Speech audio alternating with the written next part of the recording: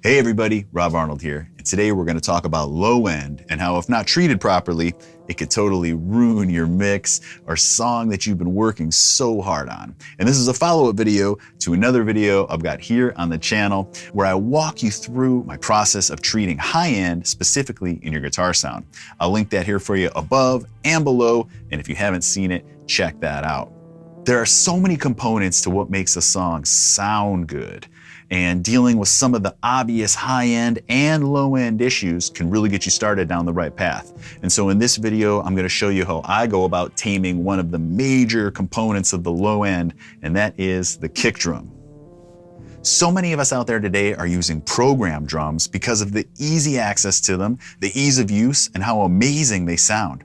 Now, everyone has a world-class drummer or death metal drummer or whatever at their disposal. It's easy to throw a ton of double bass and crazy patterns in there and pump out killer-sounding metal songs. But maybe after some time, you come to the realization that your songs just don't sound quite as professional or polished as, say, Slipknot or Lamb of God, whoever. And there could be a lot of reasons for that. But one of them is that those bands have professionals mixing their music that implement methods just like the one I'm about to show you right now to help make their songs sound as good as they do.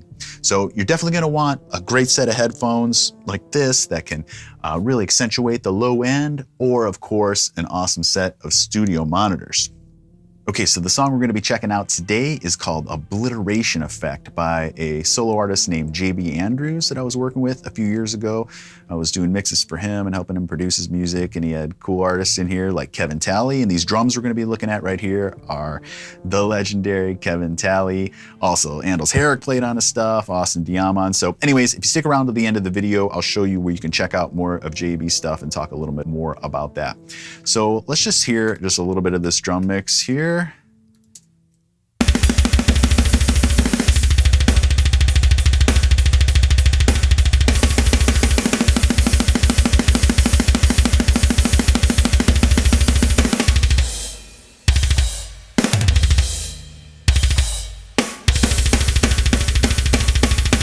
Slamming.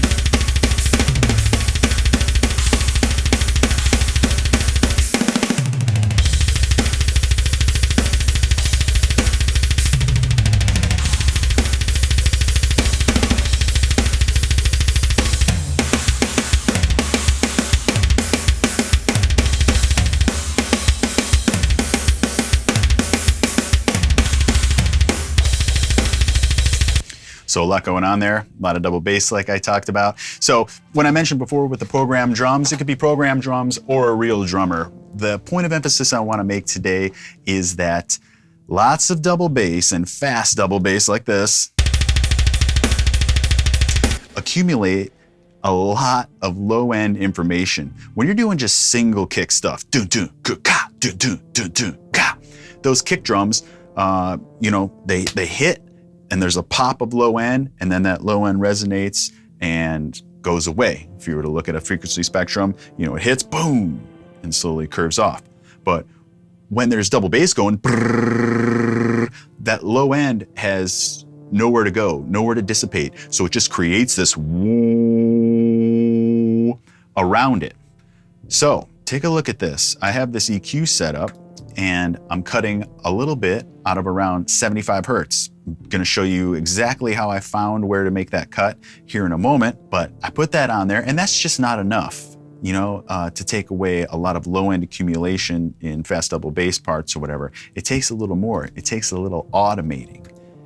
So if you look at this here, I've gone through in this song back when I mixed it, and I've done a bunch of automation here. And what that automation is actually just automating this low end cut here, how much low end it's cutting from the signal. And as we go through, you'll see it move. Watch this band right here of low end at about 75 hertz. Watch it change. Right now, I'm only reducing about 4 dB, but up here, as soon as it hits this, you're gonna see it. As soon as it hits this mark right here, you'll see this jump down. Watch this. Right there. It's gonna pop back up right there.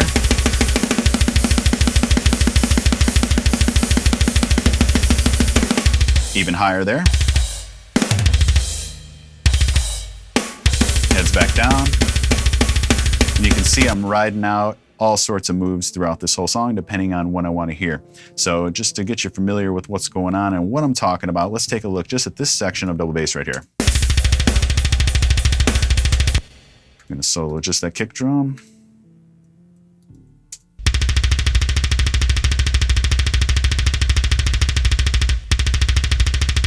Okay, sounds pretty cool. Let's take off this EQ and I'm going to switch back and forth, and you'll hear right now the kick drum is made up. Watch this. Lots of low end information right there. Kind of in 50 to 80 hertz. And then there's some top end information here too, around like 3 to 5K. And that's the snap or attack of the kick drum. So in this EQ, I want to accentuate a bit of that snap or high end. And I never, in this particular song, I'm not changing any of that. That's going to remain there because I want that top end present throughout the entire song. But what does change is the amount of low end, all right? And more single hits, which there aren't a lot in this song. Maybe right here, let's see. Yeah, I pretty much want those at full low end.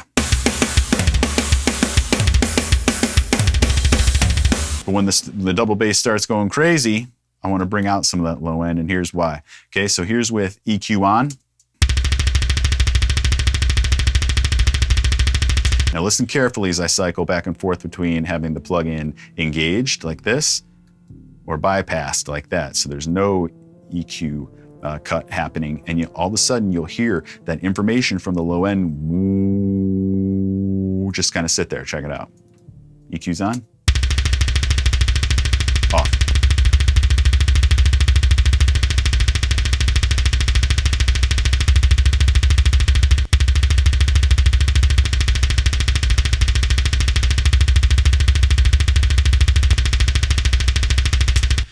So you might be saying, oh, it sounds better with low end there. And I would agree.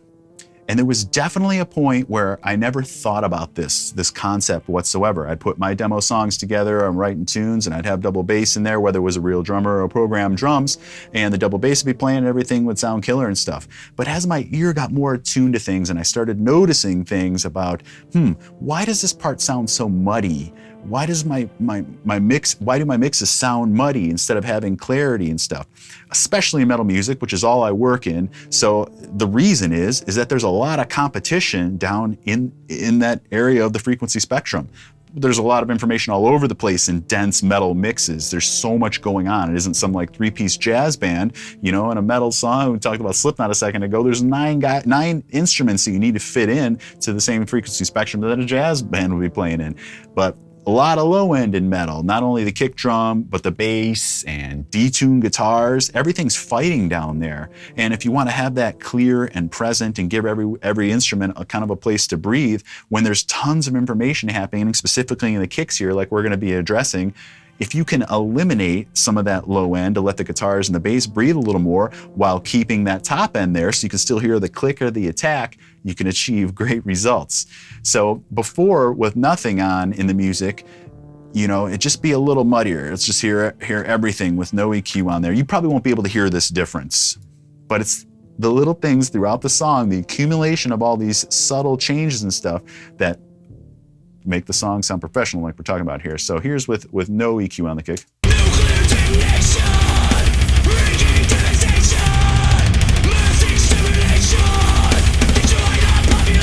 Same thing with that EQ cut in there in the low end. Listen specifically to the kicks. Not only can you hear them a little bit better because there's a little less low end and the attack stays in the same place, so you don't have that low end muddying it up, but the bass and the guitars also can maintain a little bit more presence without being muddied up by that low end accumulating kick drum information.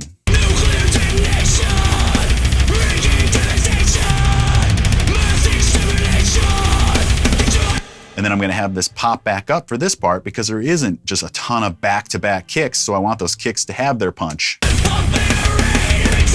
Watch this. because he does a little brrr there. It isn't crazy. So I have different levels of how much I'm cutting here. I'm going to talk about all that when we get into finding the spot here. But this is a long part, brrr, lots of accumulation. So that comes down 7 dB. I'm cutting this here. When the kicks come back on, when they're just single kicks, I'm only cutting about 2.5. That may not even be necessary. I may not even need to take any low-end information away from there, but I decided that little cut at 2.5 is my starting spot. So everywhere along this entire song, the top is 2.5. That's where I'm starting from, and I decide how much to drop it depending on the part. So a part like this, it isn't totally just straight double bass the whole time. So in a part like this, I'm only cutting 4 dB. Part like this, where it's fast 16th notes, I'm dropping those at 7 dB. So there's different areas depending on. So I'm meticulously going through the song thinking about what I want to have happening to the kick drum. And that's why mixing is an arduous process, because you do this sort of thing for every instrument. Lots of automation in the guitars and the vocals and things. And what automation is it's automatically moving faders or knobs or effects or panning or whatever you want automatically. So back in the day, guys would have to sit there in front of the huge mixing console, sometimes 3 or 4 guys, and they'd have cues marked up. All right, at 2 minutes and 30 seconds, we want that cymbal to hit a little harder. So some guy would have to remember that and do it perfectly. Otherwise, they'd have to go back and try it again. Or in this part, we want the vocal harmonies and the backing vocals to come up. So we bring up these tracks here, and then we got to remember to bring them out. And you'd set up a timeline of everything that's going to happen, and you'd have to make all these moves in real time. Then eventually automation for mixing boards came about. Maybe you've seen some videos or whatever of the actual faders moving themselves. That was a huge breakthrough in recording technology. And now it's cool like this because you can just draw in lines and have it happen like that. I could also go to my mix window here and automate things as they're happening and write them in real time and control this fader in real time if I wanted to. We'll get into that a little bit as well. But I really prefer for these type of things just to put in these little dots, these automation points. And this could apply to any DAW. This is Pro Tools here, but I'm sure every DAW works the same way. It may just be called different things or different functions to make it happen. But you put in these little automation points, and you can just move these up and down however you want. You see my dB there, what I'm changing for that particular part. So you just set up these automation lanes and you kind of go for it. So just one more time here, let's listen to the difference just in this particular kick drum. So you can hear how much it gets cleaned up. We're bypassed. The cut comes in, and all of a sudden there's a lot more clarity. There isn't quite as much low end. You want low end. It's good for your mix, but in a part like this, it muddies everything up, as I said before. So let's get into now talking about how I find this. I talked about this in my high-end video that I mentioned earlier with the guitars. So I'm going to bypass this EQ altogether and start fresh with one here. So this is just a fresh EQ, nothing going on. I know that the low end of these kicks here, where they're living, is probably between the 50 to 100 hertz range, and I can see that with a frequency analyzer here. See that there? Like I said, what's that about? 62 hertz, it says, is the peak of that, where that's happening. Now, you may not have a frequency analyzer, and that's cool too, because you could totally do this by ear. I used to do this by ear before I looked at this frequency analyzer. I still do it by ear, but it helps to have the frequency analyzer in certain cases. So I can see that's happening around there. It's just a good place to start. So what I'm going to do is I'm going to narrow my Q here. That's the bandwidth. Actually, I'm going to make this a bell rather than a. Let's just put that back so I can show you that real quick. In this case, the low frequency here on this particular EQ, this is a shelf. So if I raise this, it's raising all the low end information starting at around 100 hertz and down. If I were to do that up here, it's raising or lowering the shelf. Okay, but I don't want those shelves there. What I want is a bell curve. So when I raise this, it's a bell. It kind of looks like a bell. And then the Q narrows or widens that bandwidth. Frequency is where that's going to live. Okay, so let's just start with it around like there. And what I'm going to do is I'm going to pull this through here and find where I think the low end is most offensive or just overwhelming. And it's going to be extremely overwhelming because I'm boosting it like crazy. But I'm boosting it to find where I think is the most problematic area, and then that's the area where I'm going to pull that out, and that'll be my starting point. So let's check that out.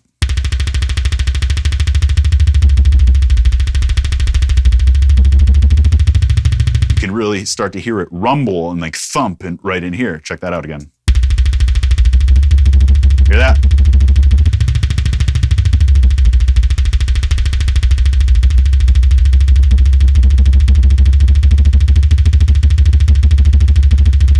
So around 75 hertz, I'm looking at right here is where I think that is the most. So I'm going to pull that down with my gain knob. And like I said, when I was, or I mentioned before that my starting place was 2.5. That's where I thought it sounded okay just throughout the song as my starting place at 2.5. So I'm going to enable automation on my low band there, my low band gain. And now we can see it's just a straight line because I haven't changed anything. I can, but I haven't made any automation points yet, so nothing's really going to change. Just whatever I change this to, that line's going to go to. And as the song was playing, around -2.5 dB cut at 75 hertz sounded about right. Just as a place to start. You don't really hear any much difference if I were to disable that. It's a little more low end when it's disabled. Just kind of cleaned it up a little bit. So I decided that that was going to be my starting place. Now I go back to this crazy double bass here. There's a lot of going on in there. If I pull that out, hear that? That's what I'm trying to get rid of. So in these spots, I thought that around 7 dB, taking that down around 7 dB, felt about right for these particular spots. Okay, so what I'm gonna do, this is just a spot I decided to start with. I would have started at the beginning of the song, actually. Maybe I just should. Yeah, let's just start at the beginning of the song here. So we're coming in, let's just listen. Gonna go back to my bass point here of 2.5, and regular bass drums like this sound good to me.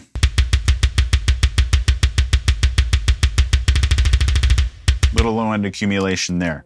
So what do I do? You can see he's doing eighth notes there, like here, and then he quickly changes to 16th, and it's that fast double bass, consecutive double bass, where that low end information accumulates. So what I can do is if I just highlight and bring that down, it makes the automation points for me. I can also put those automation points in manually, which I am gonna do here. I'm gonna show you something. So basically, what I like to do is I like to have the downbeat of a part still be at full volume. So I'm gonna make my selection about like that because I want these kick drums to come down. Pull that down to about 4 dB. So the first note of that, so he's da da da da da da da da brrr. I want my first kick drum, which is this one of the brrr, to still have a little bit of impact. So the cut isn't going to occur to the second. That's kind of advanced. If you were to just do this whole thing and drop it a little bit, it'd be fine. But check this out. So watch this low cut there. Cool. Let's move on. I'm going to do another one right here. Easy as pie. The super fast, or the non-super fast consecutive ones there, sounding good around 4, like I said. And that's a -4 dB cut from 2.5, which was our starting place. Now here's where, and this was just a short spurt, that's why I kept it at 4. So now we're going to go this big one here. And I go a little bit after my last kick too, rather than right on it, because I just feel it's more natural. I want to let this kick drum decay a bit. So I go a little bit after. I'm going to pull this one down. I decided that 7 dB sounded good.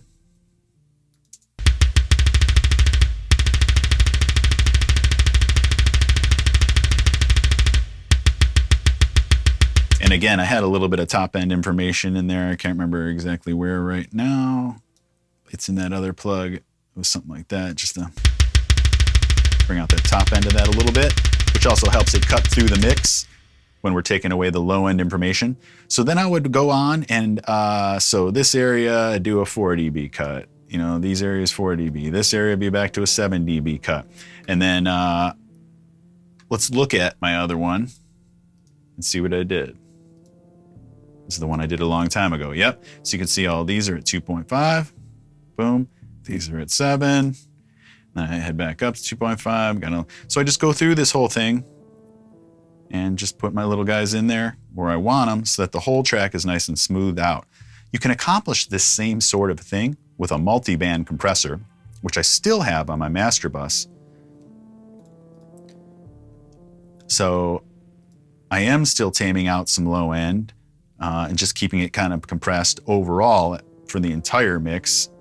And that helps smooth things out too. But this is just kind of a step I do in advance so that I'm feeding that multi-band compressor the levels that I want. You could do the same type of level adjustment with volume, and automate volume, any parameter of the track or any of the effects, you know? So just think about it. You want a delay to come on at a certain point, but you don't want it to just come in and out at full strength, or you want it to come on at a certain point and leave at a certain point, or dissipate at a ramp, you know, on its way out slowly or whatever. That's where automation comes in handy. Now, this isn't an automation tutorial. There's a lot to it, but it's just the concept of it that I want you to understand. But the main point of the concept of this is pulling out low-end information from fast double bass, which if you're watching this and you're a metalhead like myself, I'm sure you have a lot of double bass in your stuff. And this is the type of thing, again, like I was saying, that can really just muddy things up if you don't go ahead and pull out low end in certain areas.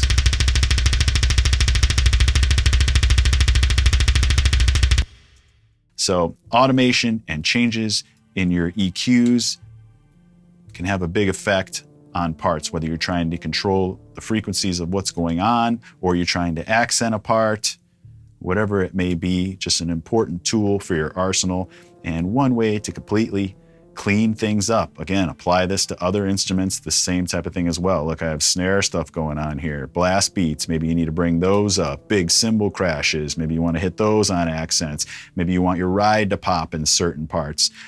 A lot of the time people just rely on compressors for those type of things, which a compressor just kind of equals out the dynamic range of a signal. But if you want more control, like I was saying before it hits your compressor, it's always a good thing.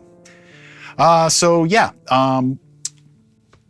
Andrews, so he's got 2 albums that I mixed for him, I think maybe in 2016, 2017. This song, Obliteration Effect, is from his album, The Darkening.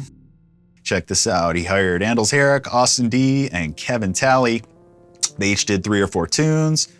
I did a couple solos on here, but pretty cool. So you can check that out at Bandcamp. Just search for JB Andrews at Bandcamp if you like the song. We didn't really hear much of it. Let's hear a little bit of this one. I did a solo on this one, like I said. Let's check that out a little bit. Yeah.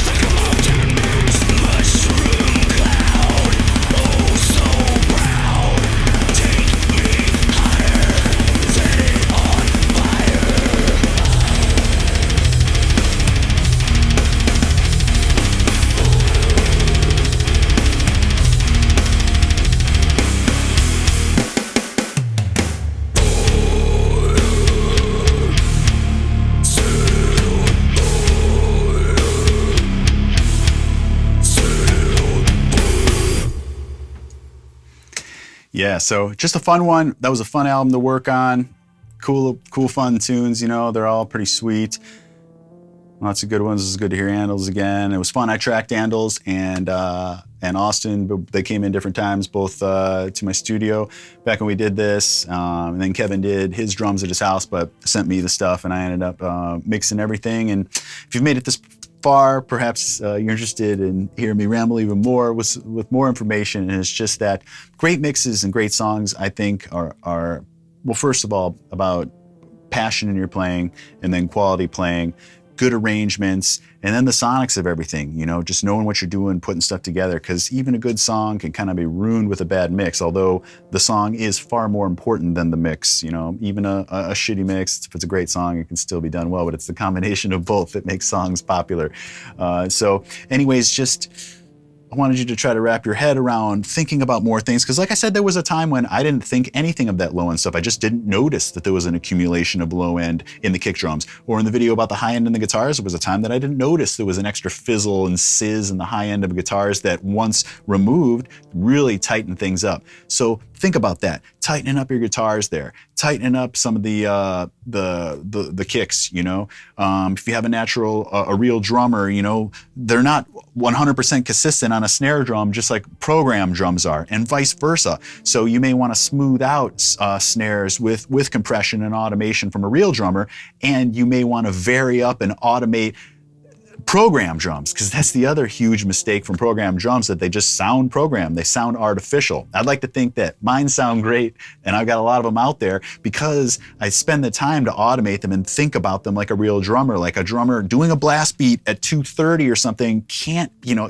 there's only special drummers on earth that can maintain the same velocities all the time throughout something like that. So you bring those down a little bit, because that's what it would be. If you went to a concert or you hear the record or something, a drummer that's blasting at 230, those snares aren't going to be quite as hard as when he's doing a big slam part and a breakdown. And if you just think about those type of things and what's really happening in the music, and get in there and spend the time, every note, every hit, every strum, every vocal, every breath, every into the vocal, out of the vocal, and just spend time working with all those things, all of a sudden your mixes will probably come to life and sound smoother.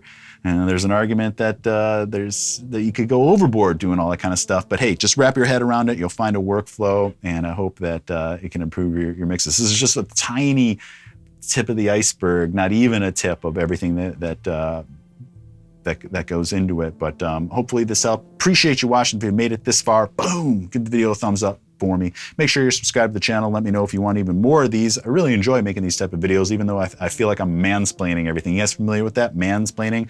After I heard that concept, which is over-explaining everything, I realized that I do that in everything in life. To my wife and kids and stuff, I'm just mansplaining everything. So I've been trying to make a conscious effort to do that less. But when I'm doing stuff like this, I mean, I realize there's dudes that don't know a lot about it, and there's dudes that know a ton about it, you know. And so where do you fall in with what you talk about in here? I'm trying my best, guys. Again, appreciate it. Rob Arnold signing off. Check out some more videos on the channel. Appreciate everybody watching, and I'll see you on the next one. Hey everybody, thanks for watching. Before you go, click on one of these videos here and check out some more of what my channel has to offer. Tons of stuff are also in the video description below. Links to things that I have available that you can check out, as well as some of my favorite playlists from here on my YouTube channel.